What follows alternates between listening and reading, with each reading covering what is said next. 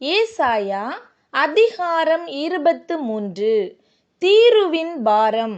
தர்ஷீஸ் கப்பல்களே, அலறுங்கள், அது வீடு இல்லாதபடிக்கும் அதில் வருவார் இல்லாதபடிக்கும் பாழாக்கப்பட்டது. இந்த செய்தி கித்தீம் தேசத்திலிருந்து அவர்களுக்கு தெரிவிக்கப்படுகிறது. தீவு குடிகளே, மௌனமாயிருங்கள். சீதோனின் வர்த்தகர் சமுத்திரத்திலே யாத்திரை பண்ணி உன்னை நிரப்பினார்கள்.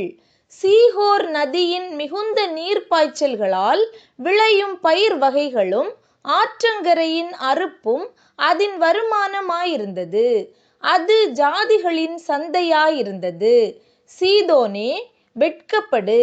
நான் இனி கற்ப வேதனைப்படுகிறதும் இல்லை, பெறுகிறதும் இல்லை, இளைஞரை வளர்க்கிறதும் இல்லை, கன்னிகைகளை ஆதரிக்கிறதும் இல்லை என்று சமுத்திர கோட்டையான கடல்துறை சொல்லுகிறது.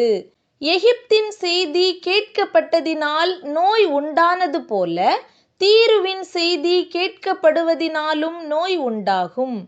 கரைதுறை குடிகளே, நீங்கள் தர்ஷீஸ் மட்டும் புறப்பட்டு போய் அலறுங்கள்.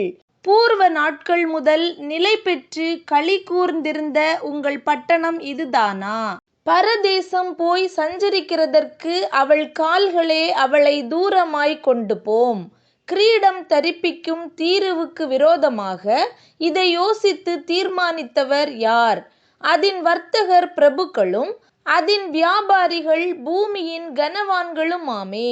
சர்வ சிங்காரத்தின் மேன்மையை குலைக்கவும் பூமியின் கனவான்கள் யாவரையும் கனஈனப்படுத்தவும் சேனைகளின் கர்த்தரே இதை யோசித்து தீர்மானித்தார். தர்ஷீஸின் குமாரத்தியே, நதியைப் போல நீ உன் தேசத்தில் பாய்ந்து போ, உனக்கு அணை இல்லை. கர்த்தர் தமது கையை சமுத்திரத்தின் மேல் நீட்டி ராஜ்யங்களை குலுங்க பண்ணினார்.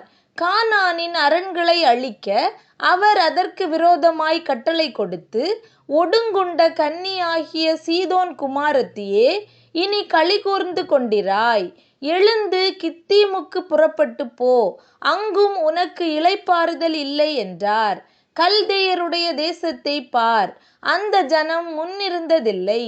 அசீரியன் வனாந்தரத்தாருக்காக அதை அஸ்திபாரப்படுத்தினான். அவர்கள் அதன் கோபுரங்களை உண்டாக்கி அதன் அரமனைகளை கட்டினார்கள். அவர் அதை அழிவுக்கென்று நியமித்தார். தர்ஷீஸ் கப்பல்களே, அலறுங்கள், உங்கள் அரண் பாழாக்கப்பட்டது. அக்காலத்திலே தீரு ஒரு ராஜாவுடைய நாட்களின்படி 70 வருஷம் மறக்கப்பட்டிருக்கும். 70 வருஷங்களின் முடிவிலே தீருவுக்கு சம்பவிப்பது வேசியின் பாடலுக்கு சமானமாயிருக்கும். மறக்கப்பட்ட வேசியே, நீ வீணையை எடுத்து நகரத்தை சுற்றித் திரி. நீ நினைக்கப்படும்படி அதை இனிதாக வாசித்து பல பாட்டுகளை பாடு. 70 வருஷங்களின் முடிவிலே கர்த்தர் வந்து தீருவை சந்திப்பார். அப்பொழுது அது தன் பணயத்துக்கு திரும்பி வந்து பூமியிலுள்ள சகல ராஜ்யங்களோடும் வேசித்தனம் பண்ணும். அதன் வியாபாரமும் அதன் பணயமும் கர்த்தருக்கு பரிசுத்தமாக்கப்படும். அது பொக்கிஷமாய் சேர்க்கப்படுவதும் இல்லை, பூட்டி வைக்கப்படுவதும் இல்லை. கர்த்தருடைய சமூகத்தில் வாசமாயிருக்கிறவர்கள் திருப்தியாக சாப்பிடவும் நல்ல வஸ்திரங்களை தரிக்கவும் அதன் வியாபாரம் அவர்களை சேரும்.